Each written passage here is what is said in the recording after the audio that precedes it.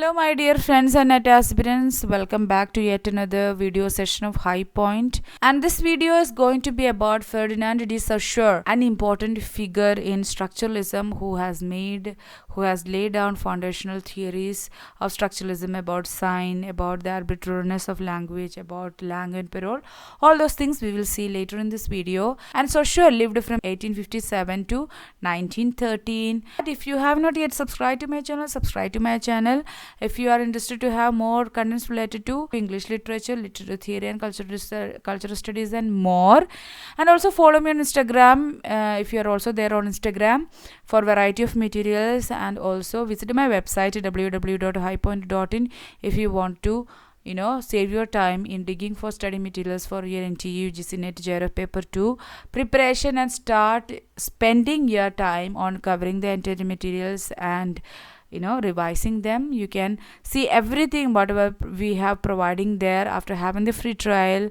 And if you are interested, let me know from the website itself. You can chat with me, or you can use this number or Instagram ID to reach out to me. From the website itself, you can join for the course if you are interested, and to know more about the offers and the free bonuses of personalized study guideline and weekly test that we are providing for our students. You can WhatsApp me or call me in this number, or if you are interested, you join our family as a student from the website itself. Okay, moving on about Ferdinand de Saussure, let's have an introduction about his life and career. Saussure was born in Geneva in 1857. He was a Swiss linguist, semiotician and philosopher.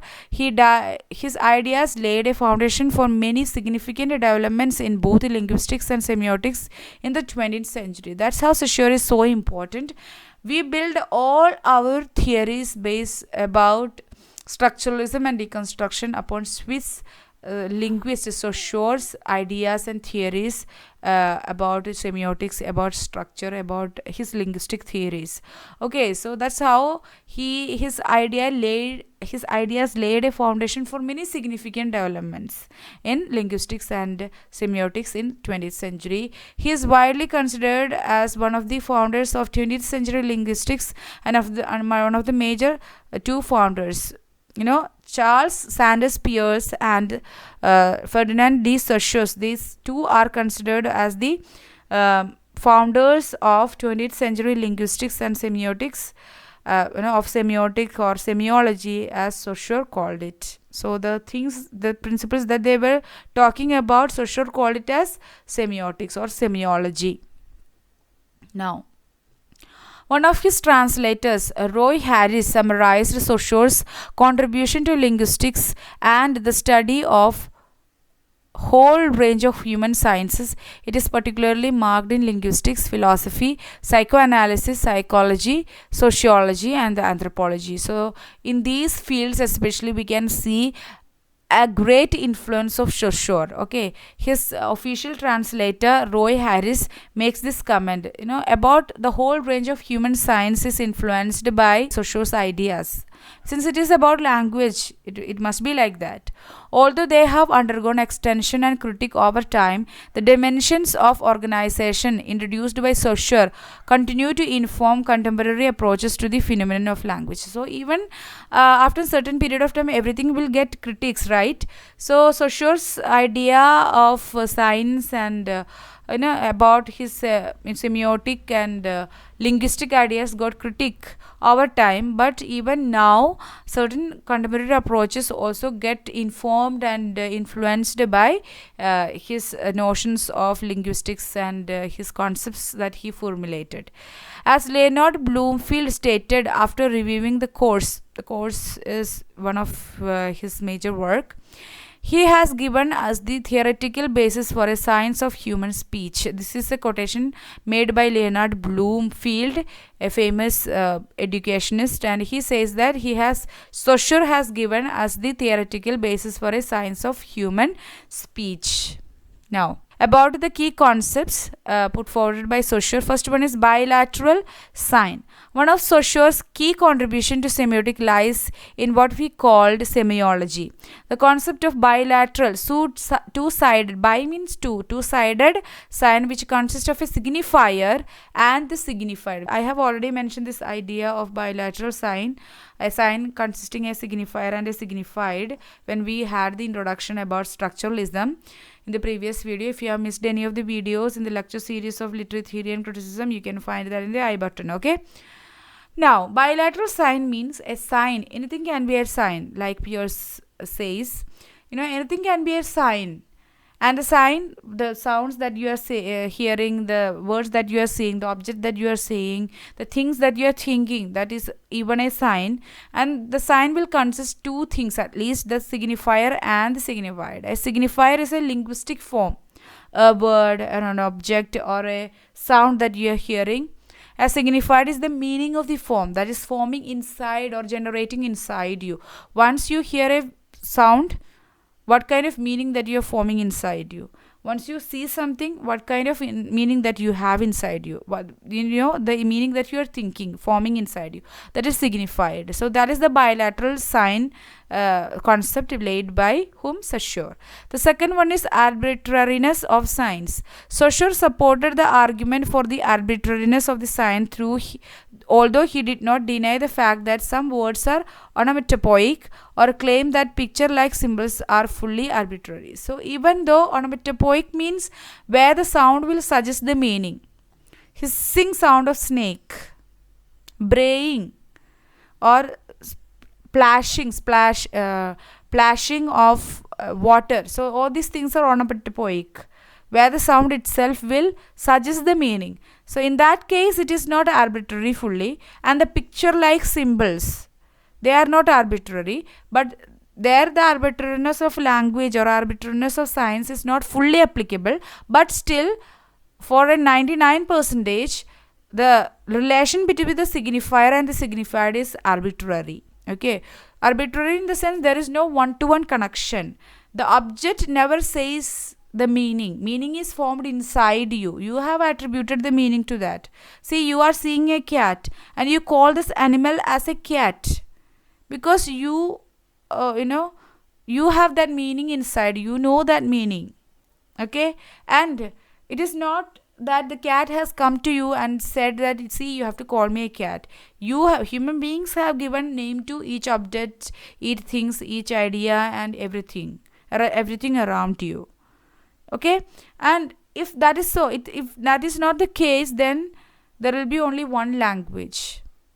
If signifier and signified is interconnected, then there will be only one language. You cannot have different names, different words for cat in every other language. The relation between the signifier and the signified is arbitrary. Saussure also did not consider the linguistic sign as random, but as historically cemented. So even he says that signifier and signified, they are not connected, but the linguistic signs, how the signs got its meaning, it's not that randomly we have given some meaning to. No, it is historically cemented. Repeatedly we have used that signs, we have used that signified in association with a particular signifier. That's how a sign developed. That's how historically it got cemented. All in all, he did not invent the philosophy or arbitrariness, but made a very influential contribution to it. The arbitrariness of language sign, linguistic signs, or the arbitrariness of this bilateral sign elements, it is not a philosophy laid by fundamentally by Saussure, but it is he made it very clear and he made very influential contributions to it. The next one is opposition theory. The third concept, major concept by Saussure, is opposition theory. The organization of language based on the principle of opposition. So the language is based and organized on the principle of opposition. Saussure made a distinction between meaning and value. Meaning means significance and value. Saussure made a distinct and differentiation between meaning and value. On the semiotic side, concepts gain value by being contrasted with related concepts, creating a conceptual system which could in modern terms be considered as a semiotic network. So every other concept in a language system is interconnected. And how we are getting value or gain or signification? In connection with related concept. What kind of connection? Contrast connection. Say the concept gain value by being contrasted with the related concepts. So maybe we are learning something after understanding something opposite. What it is not, that's what we are learning. So we gain concept and we gain a value to certain things in association with something that is contrast to that idea or that object. That will create a conceptual system. In modern times, this conceptual system can be named as semiotic network.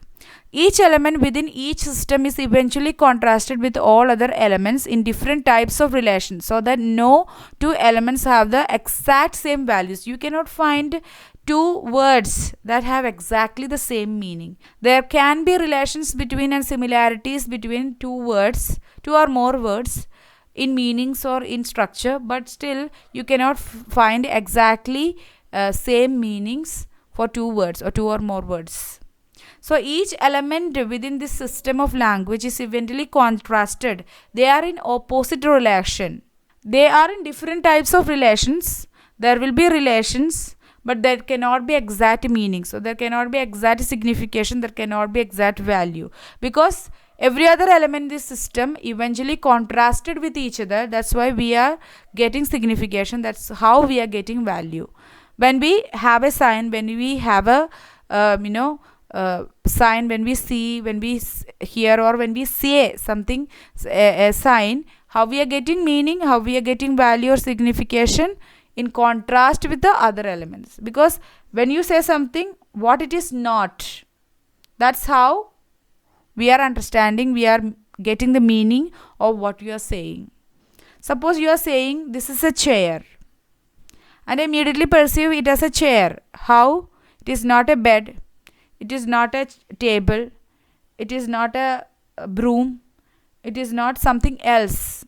It is a chair where you can sit. It has its own functionalities. So in that way, see, chair is related to a table in terms of furniture, as a part of furniture. So in that way, all these things that I mentioned will be in different relations.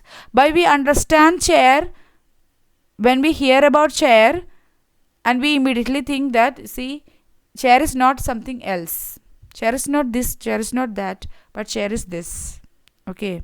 Saussure defines his own theory in terms of binary opposition, sign, signified, meaning, value, language, speech, synchronic, diachronic, internal linguistics, external linguistics, and so on. So this is binary opposition. See, we understand certain things by understanding the contrast of that thing. Sign, signified, meaning, value. Not always the contrast, but there will be some kind of contrast relation. Language, speech, synchronic, diachronic, internal linguistics, external linguistics, in that way. Man, woman, culture, nature. Next. The next concept by Saussure is Langue and Perol. The discussion concerning Langue and Perol was first suggested by Ferdinand de Saussure and popularized in his course de linguistique generale, course in general linguistics. So in that work, he mainly discusses Langue and Perol.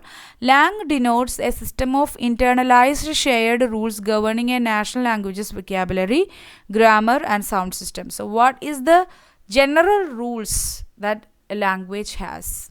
Its vocabulary, grammar, and sound system. Regarding its vocabulary, grammar, and sound system, what kind of internalized shared rules that this language has? That is Langue. Perol designates actual oral and written communication by a member or members of a particular speech community. So Perol is basically a personal and individual performance of a language. How these rules, shared rules, and system of internalized rules are actually used by a person. Okay. by a person or some persons of a particular speech community, whether it is actual oral or written communication. That is parole. So parole is the individual performance of the internalized shared rules of a language, while langue is the internalized shared rules governing a national language's vocabulary, grammar, and sound system. Okay, I hope that is clear. Now let's see major text written by Saussure. First one is Dissertation on the Primitive System of Vowels in Indo-European Language, published in 1878. And on the use of the genitive absolute in Sanskrit, doctoral thesis presented to the philosophy, published in 1881. He did his PhD, his doctoral thesis in Sanskrit language. That is interesting.